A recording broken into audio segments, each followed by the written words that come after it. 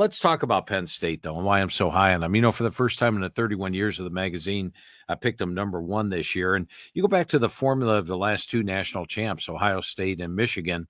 2 years ago, Michigan had a lot of players turn down the NFL and opted to return. They were a senior-laden group, a homegrown group. And that's something I'm going to discuss a couple of times with you, I'm sure, during this interview, Mark, is that I put an emphasis on homegrown teams, meaning those teams that are churning 60 players in every year and 60 players out each year, I think it's tough to build the cohesion. Meanwhile, you take a look at last year's successful teams.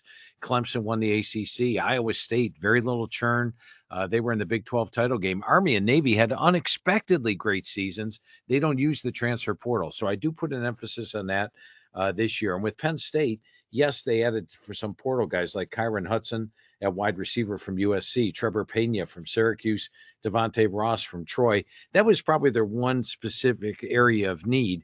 But other than that, this is a homegrown team. And a lot of these guys turned down the NFL. Danny Dennis Sutton at defensive end, Zane Durant, defensive tackle. Heck, Drew Allar would have been a first-round draft pick last year. Nicholas Singleton, Kate Trinell, and I could go on and on. It's a senior-laden team. It's a homegrown team, and they've got a lot of players that turned down the NFL. Now, I rate them the number one running back core in the country, the number one offensive line in the country. Of all the main contenders, they're one of the few that return a starting quarterback like Drew Allar. And then defensively, one of the top defenses in the country. So they really have everything going for them, including special teams, which I rate number 20, top 25.